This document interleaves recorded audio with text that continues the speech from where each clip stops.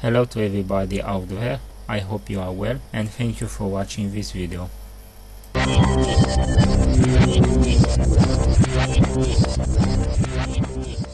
Now recently my subscribers list has beginning to grow. Now personally I never was quite interested on that, but I was quite surprised to see some atheists there. So I decided to make this one video when I'm going to put one question for all my atheist subscribers, for all my atheist friends, and for each and every atheist out there who is going to come across this video. My question is going to be based on two books, and because many of you are Thunderfoot fans, I'm not going to actually put you to read the books. But if you're going to watch this video on YouTube, you're going to find in the sidebar the links for the audiobooks and for the movies inspired by these books. Now this question is going to be about militant atheist. David Bedford is such a good atheist he changed his name to Darwin, much as an Islamic convert may change his name to Muhammad.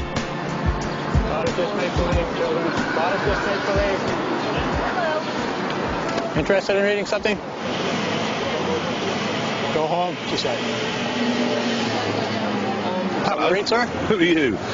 Can I have one of your... I'm the atheist messiah. Are you really? Yes. How wonderful to meet you. Tell me a little about what you believe in, why you're here. What I believe in is, well, I don't believe in any gods. And I think believing in things that aren't true affects people's thinking in people's lives. But why can't you believe what you believe and let other people believe what they want? Because what they believe is wrong.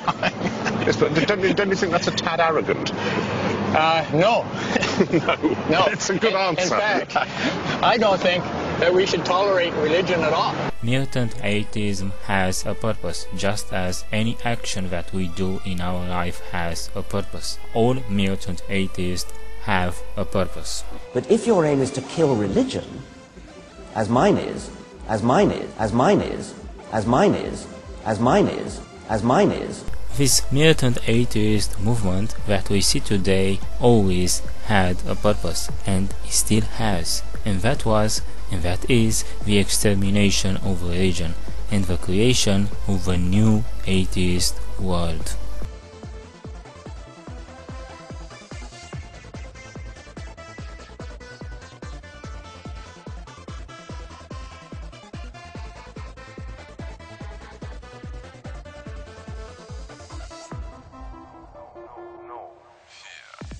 And of course you cannot build a new society without destroying the old one first.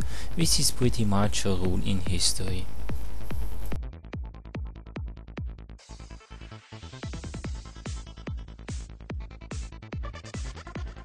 Now we all know how many atheist experiences ended, such as the French Revolution, the Commune of Paris, the Bolshevik Revolution, the Cultural Revolution in China, and so on, and so on. Again and again the same obsession, Once you end religion, all the problems of humanity they're going to magically disappear.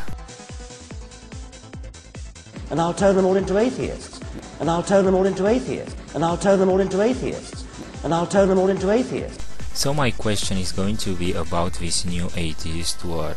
Now, if you are a militant atheist and you dedicate most of your time to attack religion, I hope you realize that your actions supposed to have a purpose. And this purpose is seem to be a new atheist world.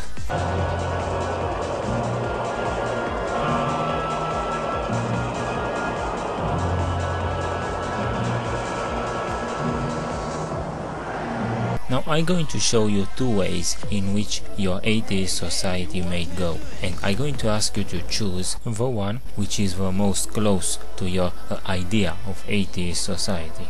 The first one is the George-Orwell's famous book 1984. The second one is going to be the Aldous Huxley A Brave New World famous book.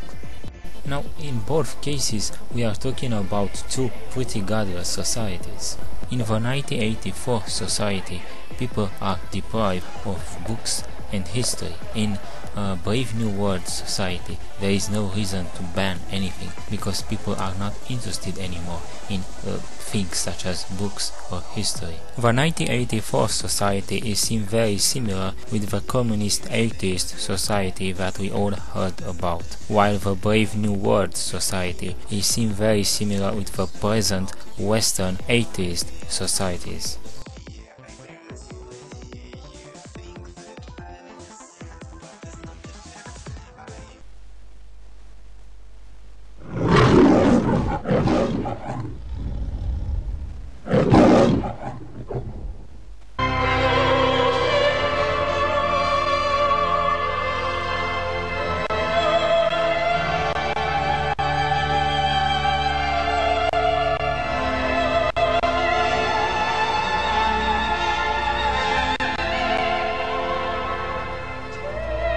This is our land, a land of peace and of plenty, a land of harmony and hope.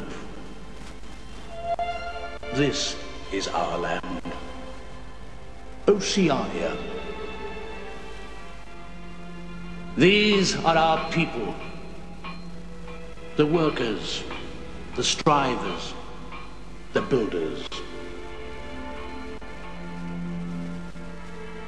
These are our people, the builders of our world, struggling, fighting, bleeding, dying. On the streets of our cities and on the far-flung battlefields, fighting against the mutilation of our hopes and dreams.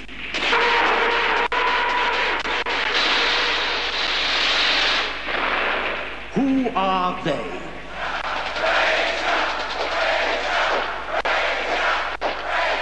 They are the dark armies. The dark, murdering armies of Eurasia. In the barren deserts of Africa and India, on the oceans of Australasia, courage, strength, and youth are sacrificed. Sacrificed to barbarians whose only honor is atrocity.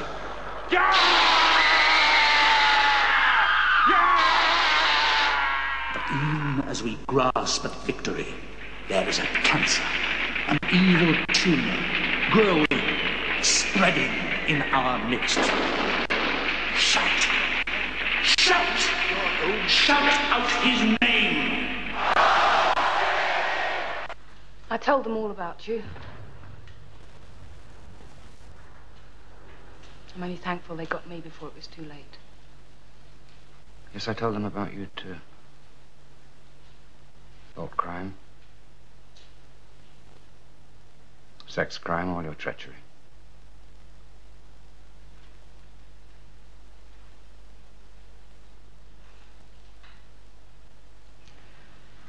I have a meeting to go to.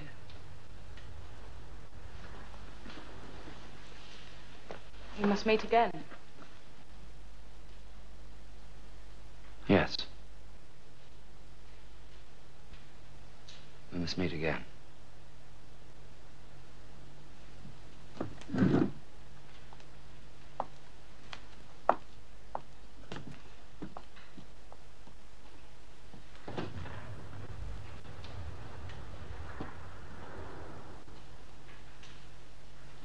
I accuse myself of the following crimes. I have seduced party members of both sexes. I've been to the proletarian areas.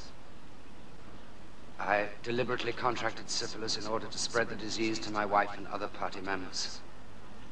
Together with other agents, I have counterfeited banknotes, wrecked industrial machinery, polluted the water supply, guided Eurasian rocket bombs to targets on Airstrip 1 by means of coded radio signals.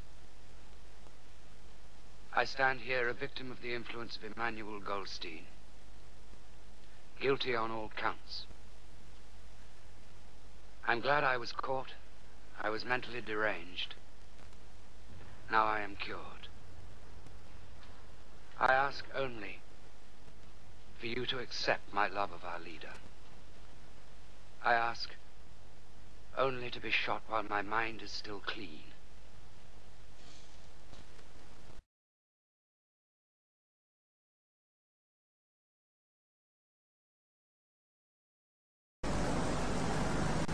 I am Mustafa Mond, Assistant Controller to her forward ship, Nixona Bic, Western World Controller, and I have been assigned to show you certain selected histobunk highlights from the past. But everything is perfect now, and everything will always be perfect. So what does it matter what things were like when it wasn't perfect? Excellent point, but quite misguided. Exposing future stability monitors, such as yourself, to the imperfection of the past is of course part of the perfection of the present.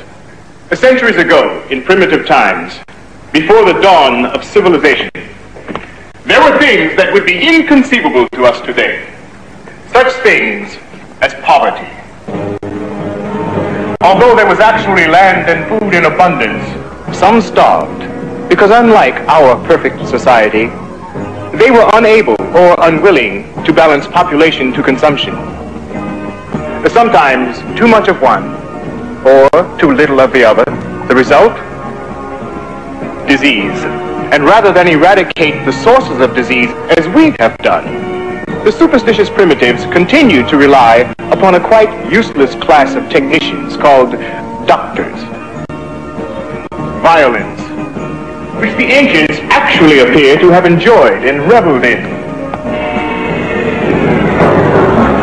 While we have been perfectly conditioned to want only what we have, and to have only what we want, and are therefore always happy, the uncivilized ancients were prey to destructive emotions, such as ambition, hate, and love, which of course always led to violence, which in turn naturally led only to more violence. And senility, while we remain at the prime metabolic age of 35 to ensure a maximum level of useful consumption until painless death from chemostimulation between the ages of 80 and 90, the people of the past lacked the knowledge of how to stay young, even though they apparently valued youth so highly that they actually indulged in superstitious self-mutilation. As seminarians who will one day take your places in synthoculture stability centers, you must face these histobunk facts, unpleasant and even revolting as they sometimes are.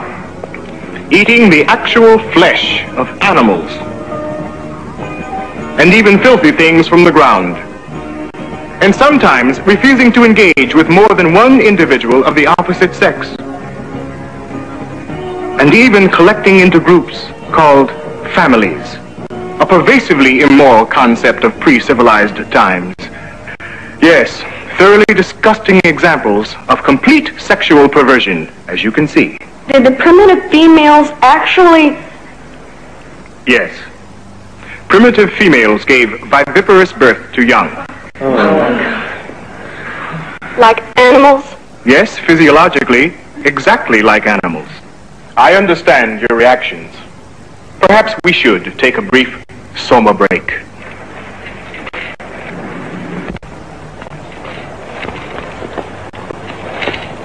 Now, only in the last few months our YouTube atheist managed to show us what kind of morality could we find in atheism: pornography, prostitution, drugs, abortion, homosexuality, and so on and so on. One more question. Of course.